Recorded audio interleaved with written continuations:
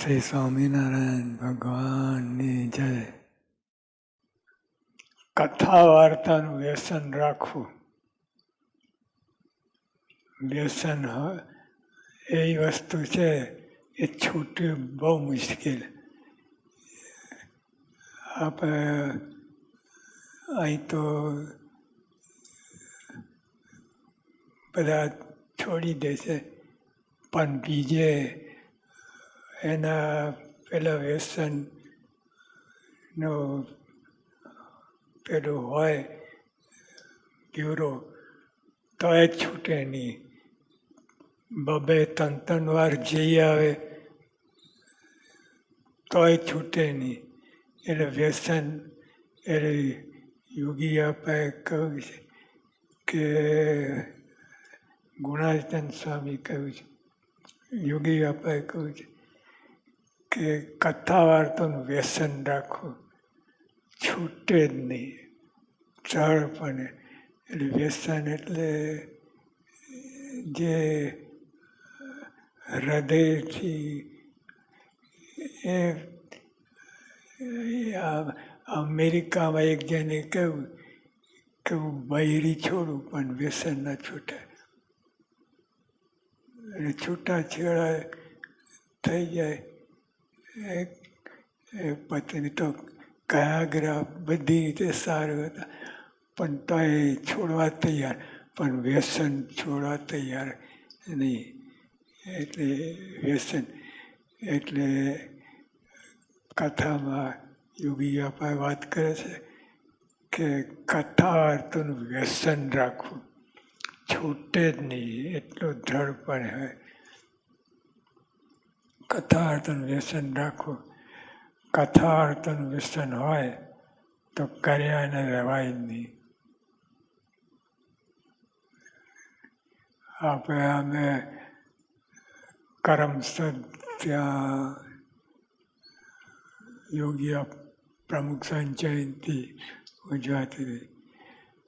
તો એક નવા કોઈ આવેલા એ બેસી ગયા સભામાં, પણ એને તરફ લાગી એટલે બીડી કાઢવા જાય તો એના મિત્ર આઈને તો ટાળી દે. ફરી આઈ ત્રીજી વાર પછી એ તો બહાર જતા રહ્યા કે આઈના બહાર જઈને ત્યાં ધુમાડો કરતા તો કોઈ આપણે કાર્યકર મિત્ર એને ના પડે, આઈ નહીં. એટલો ખીચડીને ચૂરા કરી નાખ્યા.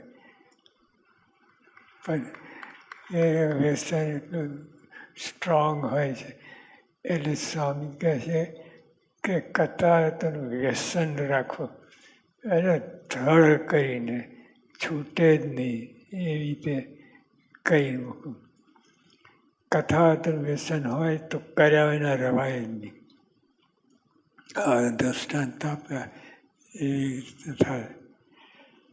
મોટા વાતો કરતા હોય ને પોતે હાજર ના હોય, મોટા એકાંતિક સંત વાતો કરતા હોય અને પોતે હાજર ના હોય તો હૃદયમાં બળતરા થઈ જોઈએ. તો સાક્ષાત શ્રીજી મહારાજની વાત કરતા બળતરા થાય નહીં. એટલે આપણે કેટલું બધું કાચું છે. જ્યારે કથા સામે ત્યારે શાંતિ થાય. માટે શબ્દ ઝીલવા શીખવું. શબ્દ ઝીલવા શીખવું એને જેમ પતંગ કપાઈ હોય જતી હોય તો પડાપડી થાય, એમ સંત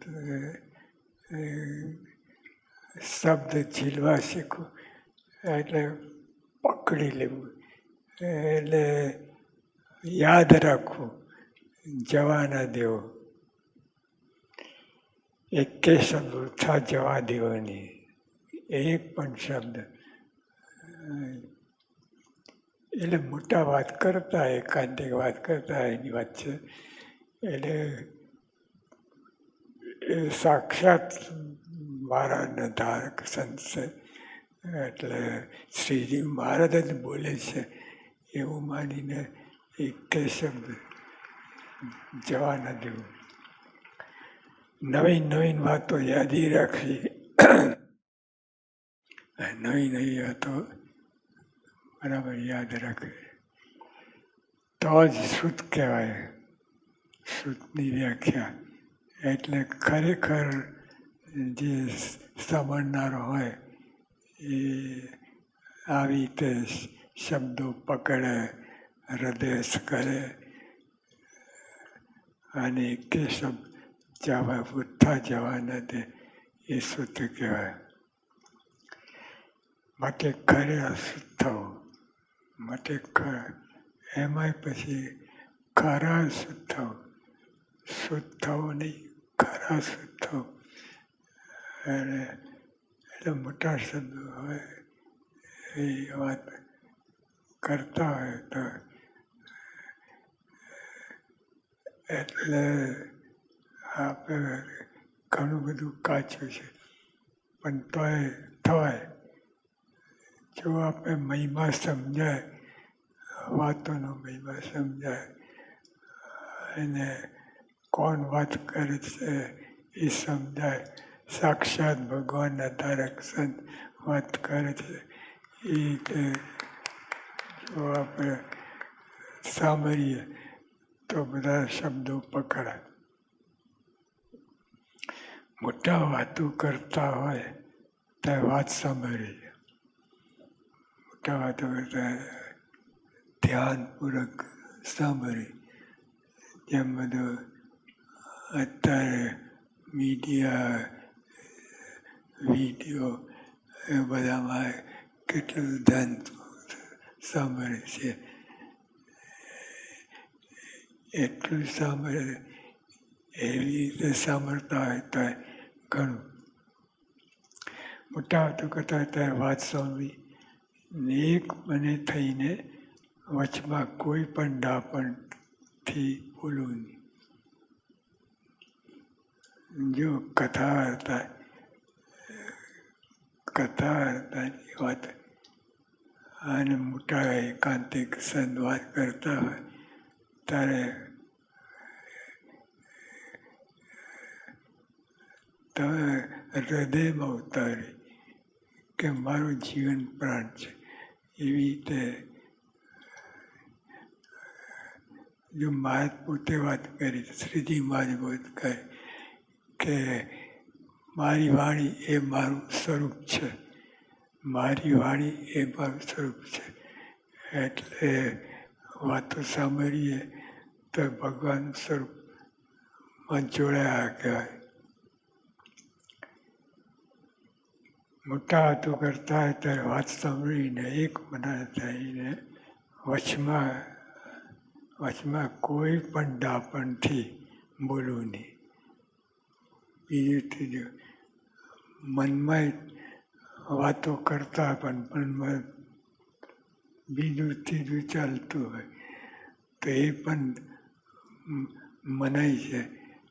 ખરેખર શુદ્ધ થવું હોય, ખરેખર મોટા પુરુષની વાણી સાંભળવી તો જેમ